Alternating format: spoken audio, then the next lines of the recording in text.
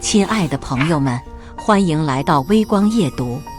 顶层会议室里，气氛凝重到冰点。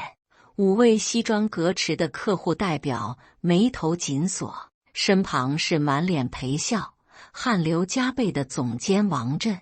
距离最重要的产品演示只剩不到半小时，技术人员却报告了一个致命问题：价值8万块的核心芯片不见了。这场关乎公司年度核心战略的合作，眼看就要彻底崩盘。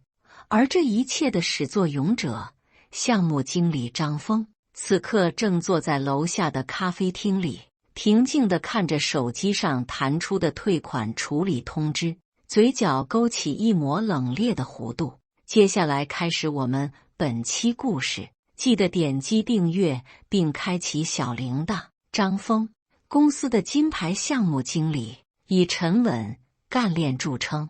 他一手负责的项目几乎从未出过纰漏。作为技术总监王震最倚重的左膀右臂，他几乎承担了核心项目的推进与落地。他热爱挑战，也坚信专业和付出能为自己铺就一条康庄大道。半个月前，公司迎来了一个决定未来走向的关键项目，为行业巨头 Apex 科技定制一套智能控制系统。这笔订单不仅金额巨大，更是公司打入高端市场的敲门砖。王震对此极为重视，亲自挂帅，要求张峰带领最精锐的团队，确保万无一失。阿峰，这次 Apex 项目演示环节是重中之重，必须一炮打响。王震在项目启动会上语气严肃，不容置喙。他们的代表下周3会亲自上门体验原型机，记住，时间只有10天，必须拿出最完美的状态。张峰立刻在白板上写下关键节点，提出了一个最棘手的问题：王总，别的都好说，但核心的那块 AI 处理芯片神行负7分，国内全线断货。我问了供应商，最快的货期也要3周。王震眉头一皱：3周？客户下周就来了。我不管你用什么办法找，就算从国外空运，也要给我搞到。我们代表的是公司的技术实力，不能在小小的芯片上掉链子。记住，不计成本，效率第一，明白？王总。张峰点头应下，心中却开始盘算。回到工位，张峰立刻动用所有资源，他通过各种渠道，终于联系到南方城市的一个特殊供应商。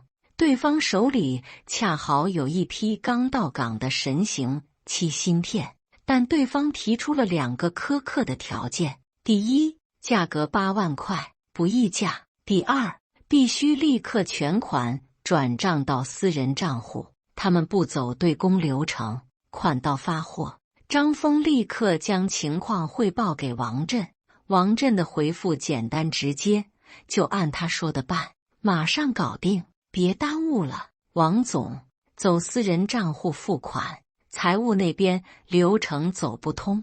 按规定，这种大额采购必须通过公司的供应商系统审批付款，至少要1周时间。张峰提醒道。电话那头的王震显得很不耐烦。张峰，我说了，效率第一，规定是死的，人是活的，你先想办法垫一下，等芯片到了，我亲自去跟财务总监打招呼，特事特办，保证第一时间给你报销，别在这种小事上浪费时间。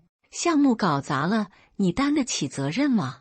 张峰心头一沉，8万块对他来说也不是小数目。最近他还在准备和女朋友筹钱付房子的首付钱，但王震的话已经说到了这个份上，箭在弦上，不得不发。为了项目，也为了王震那句我亲自打招呼的承诺，张峰咬了咬牙，他打开手机银行，将8万块钱转给了那个陌生的私人账户。为了公司，没办法，他这样安慰自己，想着项目成功后，这笔钱很快就能回来。他将付款截图和与供应商的聊天记录发给了王震。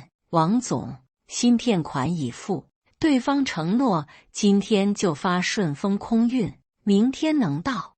王震很快回复了一个点赞的表情，并附上语音：干得漂亮，阿峰，你办事我放心，报销单你直接递上来，我来签字。听到王震斩钉截铁的承诺，张峰心里的石头总算落了地，他觉得自己的牺牲是值得的，报销应该万无一失。2天后，芯片准时送达，项目团队立刻投入到紧张的调试中。张峰也第一时间整理好所有材料，包括付款凭证与王震的聊天记录，其中包含王震先垫付我打招呼的明确指示，以及供应商的联系方式。在公司 OA 系统上提交了报销申请。他在申请的特殊情况说明里详细阐述了事情的来龙去脉。因项目时间极度紧张，官方渠道无法满足需求，为确保项目顺利进行，在得到直属领导王震总监的许可和承诺后，个人先行垫付了8万元采购款。提交申请后，他满怀信心地等待着财务的审批。他相信有王震的金口玉言和自己充足的理由，这笔报销会像走了高速公路一样顺畅。然而3天过去了， OA 系统里的申请状态依然是待审批。张峰心里泛起一丝不安，他找到财务部的经理张姐询问情况。张姐，我那个8万块的芯片报销是不是卡在哪了？张峰客气地问道。张姐抬头看了他一眼，面露难色。小张啊，你这笔报销被驳回了。张峰瞬间愣住了。驳回？为什么？王总不是说他会亲自处理吗？是驳回了，因为严重不符合公司的财务制度。张姐解释道，公司明文规定，5万元以上的大额采购必须通过招标或列入年度采购名录的供应商，并且必须使用对公账户支付。任何形式的个人垫付，尤其是向私人账户转账，都是绝对禁止的。这是为了规避财务风险和法律风险。张峰感到一阵无语。可是这是特殊情况啊，是王总让我这么做的。他也承诺了会解决报销问题。张姐叹了口气，我们当然也知道项目紧急，我们也拿着你的单子去找王总核实了，但是王总说他当时只是让你想办法解决问题，并没有让你违反公司规定去解决问题。他还说他相信你会用合规的方式处理，并不知道你是直接把钱打给了个人。张峰傻眼了，那个王震在电话里催促他马上搞定，承诺他我来签字的领导，现在竟然把责任推得一干二净。他为了所谓的效率第一，为了公司的项目，动用了自己买房的血汗钱，换来的却是严重不符合规定和领导的背叛。这笔钱对张峰来说是他的半数身家，他和女友看了很久的房子，就等着这笔首付。现在钱没了，报销无门，他该怎么跟女友交代？他立刻冲到王震的办公室，想要一个说法。然而王震却以正在和客户开视频会议为由，让秘书将他拦在了门外。张峰发微信给王震，质问他为何出尔反尔。等了很久，王震才回了一句：阿峰，我知道你着急，但财务有财务的规矩，我也不能凌驾于制度之上，你别急，我再找机会跟他们沟通沟通。眼下最重要的是 PAX 项目，你先把精力放在正事上。但是所谓的沟通，从此再无下文。张峰每次追问，王震不是在开会，就是在出差，或者干脆不回消息。距离 Apex 客户上门演示的日期越来越近，张峰的心也从最初的愤怒沉入了谷底。首付的钱打了水漂，女友那边几乎天天追问房子的事情，张峰只能用各种借口搪塞，内心的煎熬与日俱增。他每天上班的第一件事就是刷新微系统，但是看到的都是已驳回状态。他又一次找到了财务部的张姐，声音里带着哀求：张姐，真的没有别的办法了吗？这笔钱是我准备结婚买房的钱，对我太重要了。张姐也很同情他，但爱莫能助。小张，这真的没办法，财务的铁律就是这样，除非董事长特批，但为了这事惊动董事长，王总肯定不会同意。而且说实话，王总现在的态度很明确，就是把责任推给你了，我们作为下属也无能为力。张峰彻底明白了，王震根本就没打算帮他，从一开始他就打算利用了自己的责任心和对项目的投入，让他为公司的流程缺陷和自己的急功近利买单。更让他寒心的是，整个项目组包括那些即将分享项目成功果实的同事，似乎都对他的困境视而不见。他们在会议上兴高采烈地讨论着拿下 Apex 项目后的奖金和庆功宴，甚至还有人开玩笑地让张峰请客，因为他作为项目大功臣，奖金肯定最多。没有人问一句那垫付的8万块钱怎么样了。张峰看着这群人的笑脸，只觉得无比讽刺。他为了这个团队，为了这个项目，赌上了自己的钱，现在却像个局外人。张峰心里越想越愤怒，他不是没有想过闹，去公司最高领导那里捅破天，但那样做的结果很可能是鱼死网破，自己被开除，钱也未必能拿回来。就在这时，他看到王震在项目群里发了一条消息：各位，明天就是决战之日， Apex 的代表上午10点到公司，我们的演示一定要做到完美无缺。项目成功后，我为大家请功。张峰的眼神在那一刻变得异常冰冷，他不能就这么算了。他打开电脑，找到了那家芯片供应商的联系方式。在之前的沟通过程中，对方曾提到过他们的售后政策，由于是特殊渠道货品，一经售出不退不换，但如果收货方在48小时内验货发现问题，或因不可抗力导致交易无法完成，可以申请退货，但需支付20%的重新入库和检测费。他的手指在拨号键上停顿了很久。周二下午，距离 Apex 客户上门只剩下不到24小时，张峰决定做最后一次努力。他没有预约，直接走到了王震的办公室门口，深吸一口气，敲响了门。进来。王震的声音里带着一丝疲惫和不耐。张峰推门进去，看到王震正靠在椅子上揉着太阳穴，桌上是厚厚的项目资料。王总，关于我那8万块钱报销的事，我想跟您最后确认一次。张峰开门见山。王震睁开眼，看到是张峰，脸上的不耐烦更重了。张峰，我不是说了吗？这个事先放一放，明天就是演示了，你能不能分清轻重缓急，别老为这点小事影响整个团队的士气。王总，对我来说，这不是小事。张峰的声音提高了一点，这是我的钱，财务部明确说了，除非您签字特批，否则这笔钱不可能报销。我希望您能兑现您当初的承诺。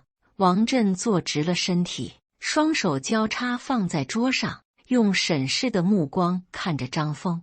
张峰，我当初是让你解决问题，但前提是合规。你擅自向私人账户打款，这是你自己的决策失误，明白吗？公司有公司的制度，我作为总监不能带头破坏。我要是给你批了，以后人人都这么干，公司不成菜市场了。张峰的心彻底凉透了。王震这是完全撕破脸了。王总，当初您在电话里可不是这么说的，您催我马上搞定，还说别耽误了项目，你担不起责任。如果我当时按流程走，1周都搞不定，项目早就黄了。现在芯片拿到了，项目要成功了，您就反过来说我不合规矩。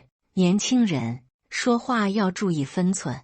王震见张峰这样说，也彻底摊牌了。我是在给你机会，让你在项目中锻炼，交点学费，对你的成长有好处。8万块钱就当是给你自己上了一堂关于职场规则的课。你要是再纠缠不休，影响了明天的演示，后果你自己想清楚。学费拿他准备买房的血汗钱当成给他上的课。张峰气得浑身发抖，他看着王震那张道貌岸然的脸，终于明白了，跟这种人，任何道理和情分都是废话。他不再争辩，也不再恳求。我明白了，王总。张峰一字一句地说道。王震以为他服软了，不屑地挥了挥手，明白了就行，出去吧，把心思用在工作上。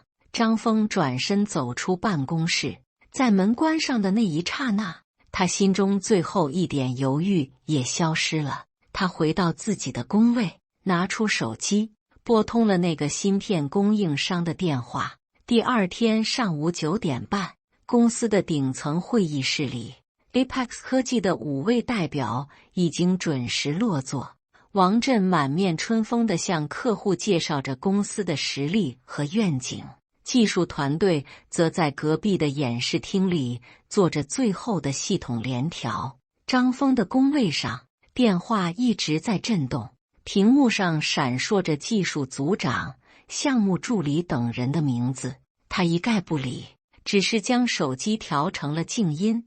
他的目光落在电脑屏幕上，上面是他与芯片供应商的沟通记录。昨天下午，他离开王震办公室后，立刻联系了供应商。你好，我是张峰，关于订单号 XXX 的那批神行负7分芯片，我要申请退货。对方很惊讶，林先生，芯片不是已经签收了吗？我们说过不退不换的。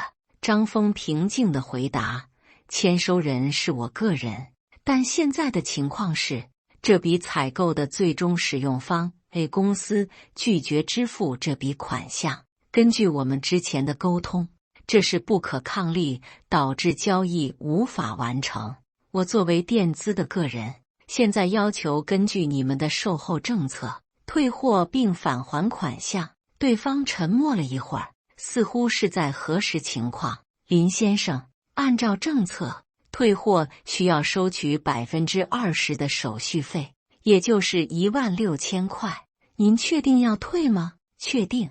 张峰没有丝毫犹豫，损失16000总比血本无归强。好的，我们这边立刻安排同城闪送的快递员上门取件，货品检验无误后，剩余的64000元将在1个工作日内退回您的原账户。挂断电话后，不到1小时，快递员就上门取走了那枚被整个项目组视为救星的芯片。张峰靠在椅子上，前所未有的冷静。他知道自己做了什么，但他不后悔，这是王震教他的，要遵守规则。那么他就用最纯粹的商业规则来回应。既然公司不认这笔账，那这枚芯片就跟公司没有任何关系，它是他张峰的私人财产，他有权处置。手机再次疯狂震动，这次是王震的号码。张峰深吸一口气，按下了接听键。电话那头传来王震压抑着怒火的咆哮：“张峰，你人死哪去了？芯片呢？”演示厅那边的原型机核心芯片不见了，你是不是把它放哪了？而张峰只是语气平淡地说：“王总，我没有把它放哪。”电话里，王震的声音已经开始变调：“那芯片去哪了？ Apex 客户都在等着了，你知不知道这有多严重？”张峰轻轻转动着手中的笔，一字一句清晰地说道：“王总，您不是说我垫付的这笔钱是个人决策失误，不符合公司规定，所以公司不能报销吗？既然这笔采购是我的个人行为，那这枚芯片自然就是我的个人财产。我作为物主，把自己的财产卖回给供应商，收回我的资金，这难道不是最合理的处理方式吗？这完全是我个人的财务决策，和公司的项目又有什么关系呢？”电话那头，王震的咆哮戛然而止，背景里还隐约传来的技术人员焦急的喊声。王震被张峰这番话堵得哑口无言，他怎么也想不到，一向被他拿捏得死死的张峰会用如此釜底抽薪的方式反击。张峰，你这是在报复，你这是在毁掉公司的项目，你完蛋了！王震终于从震惊中反应过来，对着电话歇斯底里地吼道。张峰冷笑一声：“我的未来，王总，在我那8万块首付款被您用一句不合规打水漂的时候，我的未来就已经被您毁了一半了。我只是拿回属于我的东西而已。既然您这么强调规则，那我就用最纯粹的商业规则给您也上一课。”说完，张峰直接挂断了电话。他没有回办公室，而是起身去了公司楼下的咖啡厅。果然，他的手机很快被各种电话打爆了，项目组的、技术部的、人力资源部的，他一概不接。他只给一个人发了短信，公司董事长的秘书。短信内容很简单：关于 Apex 项目演示突发事件，我有完整的证据链，包括关键通话录音。此事由技术总监王震决策不当、推卸责任、损害员工利益所致，请您转告董事长，我随时可以当面对质。发完短信，张峰关掉了手机，点了一杯咖啡。与此同时，公司的顶层早已乱成一锅粥， Apex 的代表们脸色越来越难看。王震一边不停地道歉，一边疯狂地打电话试图寻找替代芯片，但无济于事。最终，客户以对公司的专业性和信誉表示严重怀疑为由，中断了会议，拂袖而去。数千万的订单，公司年度最重要的战略项目，就这样在最后关头，以一种最耻辱的方式宣告失败。消息很快传到了董事长的耳朵里。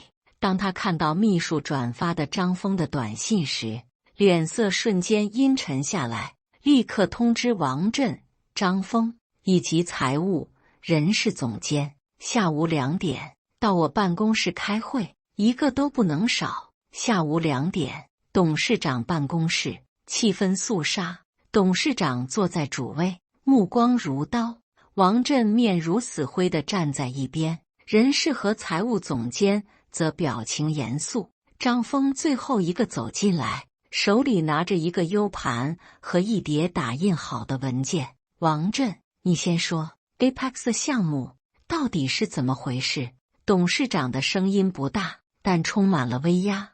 王震浑身一颤，立刻指向张峰。董事长，是张峰在关键时刻恶意偷走了核心芯片，导致演示失败，给公司造成了无法挽回的损失。他这是报复，因为一笔不合规的报销没通过，就毁了整个项目。董事长转向张峰：张峰，是这样吗？张峰不卑不亢地摇了摇头：“董事长，我没有偷，我只是取回了属于我自己的东西。”他将 U 盘插入电脑，会议室的大屏幕上立刻亮了起来。首先，这是王总催促我不计成本、效率第一解决芯片问题的聊天记录。屏幕上，王震的语音被转成了醒目的文字。其次，这是我发现唯一供应商只接受私人转账后向王总请示的通话录音。张峰按下了播放键，王震那句“你先想办法垫一下，我亲自去打招呼，特事特办”的承诺清晰地回响在房间里。第三，这是我垫付8万元的转账记录，以及我提交的报销申请和被驳回的通知，理由是严重不符合财务制度。第四，也是最关键的，这是我多次找王总沟通报销事宜，他却百般推诿，最后甚至说出8万块钱就当是给你自己上了一堂课的录音。张峰再次播放录音，王震那冰冷、傲慢的语气让在场的所有人都皱起了眉头。王震的脸色从死灰变成了惨白，冷汗浸透了他的衬衫。所以，董事长，各位领导，张峰的声音掷地有声。当王总和公司以不合规为由，拒绝承认这笔为公司项目垫付的采购款时，这枚芯片的归属权就已经很明确了。它不再是公司资产，而是我张峰用我自己的血汗钱买下的私人财产。我将我的私人财产退回给供应商，挽回我的个人损失，这完全合法合理。我遵守了商业世界的规则，也遵守了王总教我的规则：个人行为，个人负责。至于王总所说的给公司造成巨大损失，我只想反问一句：当我的8万块血汗钱被无视，我的未来规划被打乱时，我的个人损失就不算损失吗？当一个领导为了自己的业绩，逼迫员工承担风险，事后又翻脸不认账时，这家公司的信誉和根基又在哪里？张峰说完，整个办公室鸦雀无声。董事长沉默了良久，最终缓缓开口，目光直视王震：“王震，你还有什么话可说？”王震张了张嘴，一个字也说不出来。在如山的铁证面前，任何辩解都显得苍白无力。为了你的政绩，急功近利，逼迫员工违规操作，出了问题，又把责任推得一干二净，还用言语羞辱员工。董事长的声音愈发冰冷：“你不仅毁了一个重要的项目，更毁了公司对员工的信任。你这种人不配做公司的总监。”他转向人事总监：“即刻起，免去王震技术总监的一切职务，公司将对其造成的项目损失和商誉损失进行追偿，并予以辞退处理。”随后，他看向张峰，眼神缓和了许多：“张峰，公司对你表示歉意，你垫付的8万元，公司将立即全额返还。另外，由于王震的处置不当给你造成的精神和经济损失，公司将额外补偿你10万元。我希望你能留下来，公司需要你这样有能力、有原则的员工。”张峰深吸了一口气，看着王震失魂落魄的样子，心中积压已久的郁气终于消散。“董事长，感谢公司的公正处理和对我的认可。”张峰平静地说道，“但我还是决定辞职。这次事件让我明白，我需要一个真正尊重规则，也尊重人性的工作环境。”他知道，留下来，他会成为一个英雄，但也可能成为一个刺头。他不想活在别人复杂的眼光里，他要一个全新的开始。会议结束后，财务总监亲自找到张峰，当场通过手机银行将补偿款转到了他的账户上。